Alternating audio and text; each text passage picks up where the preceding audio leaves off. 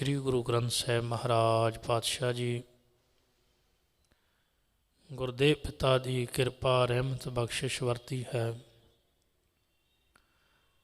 संध्या वेले दी पावन दीवाना अंदर हाजरियां लवा रहे हाँ।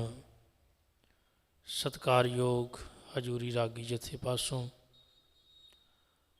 बड़े प्यार नाल आप जी ने रब्बी बाणी दा कीर्तन रस बिन्नी आवाज़ में श्रवण किया है। आओ समा है गुर इतिहासक विचारां आरंभ करन तो पहला आप सरबत माई पाई असीस बख्शो। बुलाओ फतेह। वाहिगुरू जी का खालसा वाहिगुरू जी की फतेह। धन गुरु गोबिंद सिंह महाराज सच्चे पातशाह जी सन 1708 ईस्वी जदों आगरे तो हुंदे हुए महाराज बहादुर शाह दे नाल नादेड़ वाले पासे चाले पाए हैं। महाराज सच्चे पातशाह जी राजस्थान की जो धरती है, महाराज ने वख-वख थावां ते गुरमत का प्रचार करदियां होइयां नर्मदा नदी के कंढे उत्ते महाराज पातशाह जदों पहुँचे ने, एक पासे कुछ दूरी ते डेरा लाया है बहादुर शाह ने, तंबू लाया है। थोड़ी दूरी ते गुरु पातशाह जी। इतिहासकार लिखते हैं भी इत्थे सिखां दी अते मुसलमानां दी आपस दे विच किसी गल नूं लैके कोई तकरार हो गई। एक मुसलमान ने गोली चलाई, वो गोली जिहड़ी है भाई मान सिंह नूं लगी। भाई मान सिंह उत्थे शहीद हो गए। ये भाई मान सिंह उहने चमकौर की गढ़ी विचों जिहड़े 3 सिंह गुरु गोबिंद सिंह महाराज पातशाह जी दे नाल वख-वख दिशावां विच निकले सन। एक भाई दया सिंह, दूसरे भाई धर्म सिंह अते तीसरे भाई मान सिंह। ये 3 सिंह चमकौर की गढ़ी विचों गुरु गोबिंद सिंह पातशाह जी दे नाल निकले सन ते गुरुदेव पातशाह जी दे नाल ही नदेड़ तक जाण दा इन्हां ने मन विच विचार बनाया सी। पर भाई मान सिंह जदों नर्मदा नदी के कंढे उत्ते एक मुसलमान वालों गोली चलाई गई, उस गोली का शिकार जिहड़ा वो हो गए भाई मान सिंह। ते जदों इस गल का पता बादशाह नूं लग्या बहादुर शाह ने, ते जिस ने गोली चलाई सी उसनूं फड़ के गुरु गोबिंद सिंह पातशाह जी के हवाले कर दिता। हुण सतगुरु सच्चे पातशाह जी के चरणों दे विच उन्हें माफ़ी मंगी भी गुरुदेव पातशाह जीओ मेरे कोलों बड़ी वड्डी गलती हो गई, मैनूं बख्श दिओ। साहब बड़े दयालु सुभाअ दे मालक ने। जे कोई गुरु के चरणों दे विच आके भावना दे नाल ये अरदास करदा है, हम अवगुण भरे एक गुण नाही, अमृत छाड़ बिखै बिखाही। जे कोई भावना नाल आके ये अरदास करे, जेता समुंद सागर नीर भरिया, तेते अवगुण हमारे, दया करो किश मेहर उपाओ, डुबदे पत्थर तारे। जे को महाराज के चरणों में आके अपनी भुल नूं स्वीकार कर लैंदा है, गुरु बड़ा दयालु है। गुरु रहमतां नाल नवाजण वाला है। जो शरण आवे तिस कंठ लावे, ये बिरध सुआमी संदा। जेड़ा गुरु की शरण विच आ जाता है, फिर गुरु उहदे गुनाहां नूं नहीं वेखदा। वेखो दुनिया समाज दे विच, दुनिया दे अंदर ते गुरु दे सुभाअ अंदर कितना फर्क है। दुनिया का सुभाअ ते गुरु का सुभाअ। संसार विच जिन्ना वड्डा मनुख गुनाहगार होवेगा ना, उन्होंने उन्नी वड्डी सज़ा दिती जाती है। लोकां दीयां नज़रां विच वो मनुख उन्ना ही दुरकारिया जाता है, फटकारिया जाता है। लोग उहदे कोल बैठण नूं पसंद नहीं करते। पर गुरु कितना दयालु है। जिन्ना कोई मनुख ਔਗਣ ਹਾਰਾ ਵੱਡਾ ਹੁੰਦਾ ਹੈ ਨਾ, ਗੁਰੂ ਓਨਾ ਜ਼ਿਆਦਾ ਤਰਸ ਕਰਦਾ ਹੈ। ਜਿੰਨੇ ਜ਼ਿਆਦਾ ਕੋਈ ਦੁਨੀਆ ਅੰਦਰ ਕੋਈ ਪਾਪ ਕਰਨ ਵਾਲਾ ਮਨੁੱਖ ਹੈ ਨਾ, ਅਗਰ ਗੁਰੂ ਦੇ ਚਰਨਾਂ ਵਿੱਚ ਆ ਕੇ ਸਵੀਕਾਰ ਕਰ ਲੈਂਦਾ ਹੈ, ਗੁਰੂ ਉਹਦੇ ਨਾਲ ਸਗੋਂ ਪਹਿਲਾਂ ਨੇੜਤਾ ਕਰਦਾ ਹੈ। ਗੁਰੂ ਨੂੰ ਉਹਦੇ 'ਤੇ ਤਰਸ ਆਉਂਦਾ ਹੈ, ਗੁਰੂ ਨੂੰ ਉਹਦੇ 'ਤੇ ਤਰਸ ਆ ਜਾਂਦਾ ਹੈ। ਅਤੇ ਜਿਹਦੇ 'ਤੇ ਗੁਰੂ ਨੂੰ ਤਰਸ ਆ ਗਿਆ, ਗੁਰੂ ਉਹਨੂੰ ਬਖਸ਼ ਕੇ ਆਪਣੇ ਸੀਨੇ ਨਾਲ ਲਾ ਲੈਂਦਾ। ਆਪਾਂ ਰੋਜ਼ ਪਾਵਨ ਬਾਣੀ ਅੰਦਰ ਪੜ੍ਹਦੇ ਹਾਂ, ਤੇਰਾ ਕੀਤਾ ਜਾਤੋ ਨਾਹੀ। ਗੁਰੂ ਗ੍ਰੰਥ ਸਾਹਿਬ ਪਾਤਸ਼ਾਹ ਜੀ ਦਾ ਪਾਠ ਆਪਣੇ ਘਰ ਵਿੱਚ ਕਰਾਉਂਦੇ ਹਾਂ, ਸਹਿਜ ਪਾਠ ਵੀ ਕਰਦੇ ਹਾਂ, ਰਹਿਰਾਸ ਸਾਹਿਬ ਦੇ ਪਾਠ ਵੀ ਰੋਜ਼ ਕਰਦੇ ਹਾਂ। ਪਰ ਕੋਈ ਵਿਰਲਾ ਸਿੱਖ ਹੈ ਜਿਹਨੂੰ ਆ ਚਾਰ ਚੀਜ਼ਾਂ ਬਾਣੀ ਪੜ੍ਹਦਿਆਂ ਪੜ੍ਹਦਿਆਂ ਸਮਝ ਆ ਜਾਂਦੀਆਂ ਹੋਣਗੀਆਂ। ਸਾਰੇ ਗੁਰੂ ਗ੍ਰੰਥ ਸਾਹਿਬ ਦਾ ਪਾਠ ਹੋ ਗਿਆ, ਅਖੀਰ 'ਤੇ ਜਾ ਕੇ ਮਹਾਰਾਜ ਨੇ ਇੱਕ ਨਿਚੋੜ ਦੱਸਿਆ ਹੈ। ਉਹ ਚਾਰ ਗੱਲਾਂ ਇਸ ਸ਼ਬਦ ਵਿੱਚ ਦੱਸ ਦਿੱਤੀਆਂ। ਪਹਿਲੀ ਗੱਲ ਮਹਾਰਾਜ ਨੇ ਇਹ ਸਮਝਾ ਦਿੱਤੀ ਵੀ ਤੇਰਾ ਕੀਤਾ ਜਾਤੋ ਨਾਹੀ। ਅੱਜ ਤੱਕ ਇਹੀ ਕਹਿੰਦਾ ਸਾਂ, ਮੇਰਾ ਕੀਤਾ, ਮੈਂ ਪਰਿਵਾਰ ਪਾਲਦਾ ਹਾਂ, ਮੈਂ ਘਰ ਚਲਾਉਂਦਾ ਹਾਂ, ਆ ਮੇਰਾ ਕੰਮ ਹੈ, ਆ ਮੇਰਾ ਅਹੁਦਾ ਹੈ, ਆ ਮੇਰਾ ਪੈਸਾ ਹੈ, ਮੇਰਾ ਪਰਿਵਾਰ ਹੈ। ਹਰ ਚੀਜ਼ ਵਿੱਚੋਂ ਮੇਰਾ ਹੀ ਵੇਖਦਾ ਸੀ। ਪਰ ਜਦੋਂ ਗੁਰੂ ਚਰਨਾਂ ਨਾਲ ਜੁੜਿਆ, ਪਤਾ ਲੱਗਿਆ ਮੇਰਾ ਮੁਝ ਮੈਂ ਕਿਛ ਨਹੀਂ, ਜੋ ਕਿਛ ਹੈ ਸੋ ਤੇਰਾ। ਵੀ ਮੇਰਾ ਤੇ ਕੁਛ ਵੀ ਨਹੀਂ, ਸਾਰਾ ਕੁਛ ਤਾਂ ਮਾਲਕ ਤੇਰਾ ਹੈ। ਗੁਰੂ ਪਿਆਰ ਵਾਲਿਓ, ਜਿੱਦਣ ਇਹ ਗੱਲ ਦੀ ਸਮਝ ਆ ਗਈ, ਬਾਬੇ ਨਾਨਕ ਨੇ ਤੇਰਾ ਤੇਰਾ ਇਸ ਕਰਕੇ ਤੋਲਿਆ ਸੀ ਵੀ ਬੰਦੇ ਨੂੰ ਮੇਰੇ ਦੀ ਜਿਹੜੀ ਅੰਦਰ ਗੱਲਬਾਤ ਚੱਲਦੀ ਹੈ ਨਾ ਹੰਕਾਰ ਦੀ, ਉਹ ਮੁੱਕ ਜਾਵੇ ਵੀ ਤੇਰਾ ਤੇ ਕੁਛ ਵੀ ਨਹੀਂ। ਤੇਰਾ ਕੀਤਾ ਜਾਤੋ ਨਾਹੀ, ਮੈਨੂੰ ਜੋ ਕਿਤੋਈ। ਦੂਜੀ ਗੱਲ, ਮੈਨੂੰ ਇਸ ਯੋਗ ਤੂੰ ਬਣਾਇਆ ਹੈ। ਜੇ ਅੱਜ ਕੋਈ ਬਾਣੀ ਪੜ੍ਹਦਾ ਹੈ ਨਾ, ਤੇ ਉਹ ਇਹ ਨਾ ਸਮਝੇ ਕਿ ਇਹ ਅਸਲ ਦੇ ਵਿੱਚ ਮੈਂ ਬੜਾ ਸਿਆਣਾ ਆ ਜਾਂ ਮੇਰੇ ਵਰਗਾ ਕੋਈ ਬਾਣੀ ਨਹੀਂ ਪੜ੍ਹਦਾ। ਤੈਨੂੰ ਇਸ ਯੋਗ ਗੁਰੂ ਨੇ ਬਣਾਇਆ ਏ, ਨਹੀਂ ਤੇ ਤੇਰੀ ਮਜ਼ਾਲ ਕੀ ਵੀ ਤੂੰ ਬਾਣੀ ਪੜ੍ਹ ਸਕਦਾ, ਤੂੰ ਸੇਵਾ ਕਰ ਸਕਦਾ, ਤੂੰ ਸਿਮਰਨ ਕਰ ਸਕਦਾ, ਤੂੰ ਸਤ ਸੰਗਤ ਕਰ ਸਕਦਾ। ਤੇ ਗੁਰੂ ਨੇ ਤੈਨੂੰ ਇਸ ਲਾਇਕ ਬਣਾਇਆ ਹੈ। ਸਮਝਿਆ ਗੁਰੂ ਨੇ ਵੀ ਤੂੰ ਇਸ ਲਾਇਕ ਹੈ, ਤਾਂ ਤੈਨੂੰ ਉਹ ਡਿਊਟੀ ਦਿੱਤੀ ਹੈ। ਨਹੀਂ ਤੇ ਹਰ ਕਿਸੇ ਨੂੰ ਡਿਊਟੀ ਨਹੀਂ ਮਿਲਦੀ ਹੈ। ਇਹ ਬਿਨਾਂ ਭਾਗਾਂ ਤੋਂ ਨਾ ਸਤਸੰਗ ਮਿਲਦਾ ਹੈ, ਨਾ ਸਿਮਰਨ ਮਿਲਦਾ, ਨਾ ਸੇਵਾ ਮਿਲਦੀ ਹੈ। ਇਹ ਤਾਂ ਭਾਗਾਂ ਨਾਲ ਮਿਲਦਾ ਹੈ। ਗੁਰੂ ਤਰੁੱਠ ਜਾਂਦਾ ਜਿਹਦੇ 'ਤੇ, ਉਹਨੂੰ ਦਿੰਦਾ ਹੈ। ਅਤੇ ਸਾਨੂੰ ਇਹ ਗੱਲ ਸਵੀਕਾਰ ਕਰਨੀ ਚਾਹੀਦੀ ਹੈ ਕਿ ਸਾਨੂੰ ਮਾਲਕ ਨੇ ਇਸ ਯੋਗ ਸਮਝਿਆ, ਇਸ ਲਾਇਕ ਸਮਝਿਆ, ਅਤੇ ਸਾਨੂੰ ਇਹ ਸੇਵਾ ਦਿੱਤੀ। ਹੁਣ ਗੁਰੂ ਮਹਾਰਾਜ ਜੀ ਆਖਦੇ ਨੇ ਵੀ ਇਹ ਦੋ ਗੱਲਾਂ ਤੈਨੂੰ ਜਿੱਦਣ ਸਮਝ ਆ ਗਈਆਂ, ਫਿਰ ਉਦਣ ਤੈਨੂੰ ਅਗਲੀ ਗੱਲ ਸਮਝ ਆਵੇਗੀ।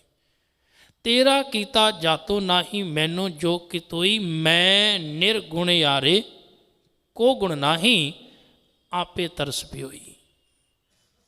ਵੀ ਮੈਂ ਤੇ ਨਿਰਗੁਣਿਆਰਾ ਵਾਂ, ਇਹ ਤੇ ਤੂੰ ਮੇਰੇ ਤੇ ਤਰਸ ਕੀਤਾ ਹੈ। ਨਹੀਂ ਤੇ ਮੇਰੀਆਂ ਇਹ ਸੰਸਾਰ ਦੀਆਂ ਡਿਗਰੀਆਂ ਕਿਸ ਅਰਥ, ਕਿਸੇ ਵੀ ਕੰਮ ਨਹੀਂ। ਜੇ ਤੇਰੀ ਰਹਿਮਤ ਨਾ ਹੋਵੇ ਮਹਾਰਾਜ, ਤੇਰੀ ਬਖਸ਼ਿਸ਼ ਨਾ ਹੋਵੇ, ਤੇ ਆ ਦੁਨੀਆ ਦੀਆਂ ਸੰਸਾਰ ਦੀਆਂ ਡਿਗਰੀਆਂ ਕਿਸ ਅਰਥ ਨੇ।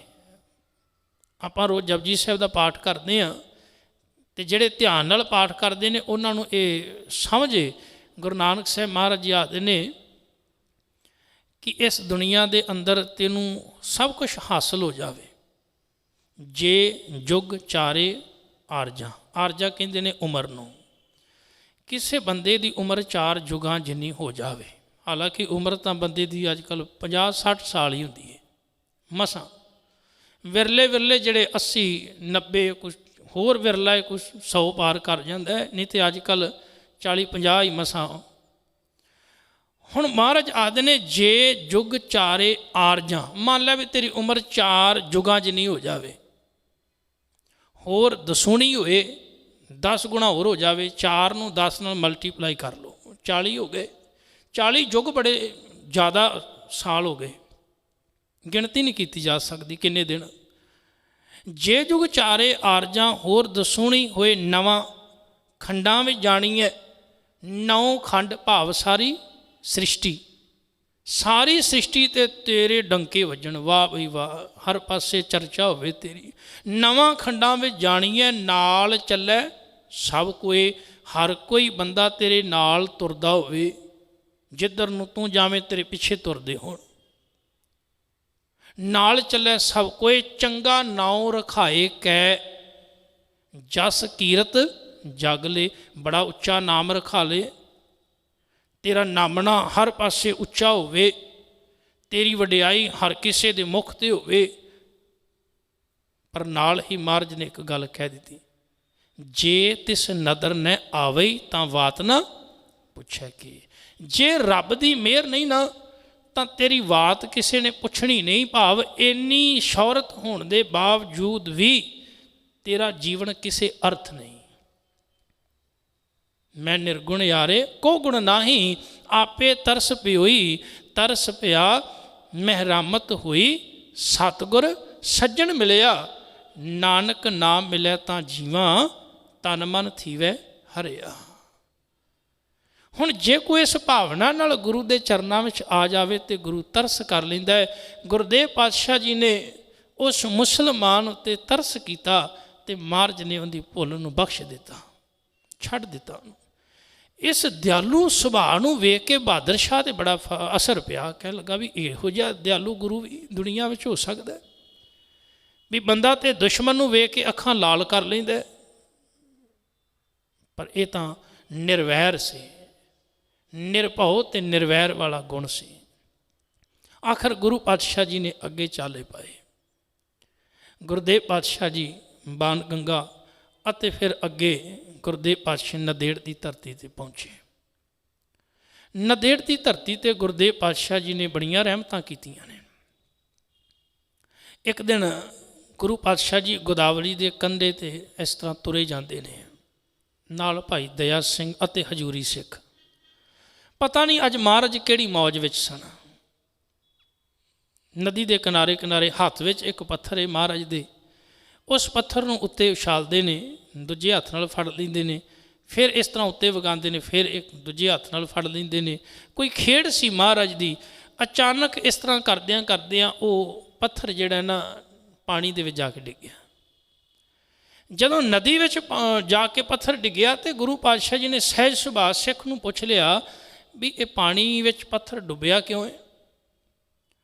हुण कई तां वड्डी बहुत ही डिग्रियां वाले हुंदे ना, वो कई तर्क नाल, कई ज्ञान दे नाल, धर्म दीयां गल्लां भी करदे ने, ते वो फिर कई विच तर्की भी हुंदे ने। एक ने आखिया महाराज पत्थर दा सुभाअ है भी वो भारा है, इस करके भारी चीज़ पानी विच डुब जाती है। महाराज कहने लगे अच्छा। दूजे नूं पुछया, उन्हें हुण अगली नवीं दलील दी। कह लगे महाराज पानी का सुभाअ है भारी चीज़ों नूं अपने विच डोब लैंदा है। महाराज ने भाई दया सिंह वाले इशारा किया। हुण ये 5 प्यारियां विचों भाई दया सिंह ने। हुण जदों इशारा किया तो भाई दया सिंह वेखो हाथ जोड़ के ना इस तरह कह लगे सच्चे पातशाह मैनू नहीं पता पानी का सुभाअ की है, मैनू ये भी नहीं पता भी पत्थर का सुभाअ की है। मैनू तो इन्ना ही पता है महाराज जेड़ा तुहाडे चरण कवलों तो दूर गया वो अज भी डुबिया तो कल भी डुबिया, उन्हें डुब ही जाना है, नहीं बच सकता। हुण एक एक गुरु के सिख की दूर अंदेशी है, दृष्टि वेखो उनका वेखना उस घटना नूं किस तरीके नाल है। कई घटनावां साडे जीवन में घटदियां ने, आपां उन्हां नूं किस नज़रिए नाल वेखदे हां। हुण भाई दया सिंह की नज़र दे विच की है, एक पत्थर भी सिक्ख्या दे गया भी महाराज तुहाडे चरणों तो दूर जाके डुबना ही है, और की है।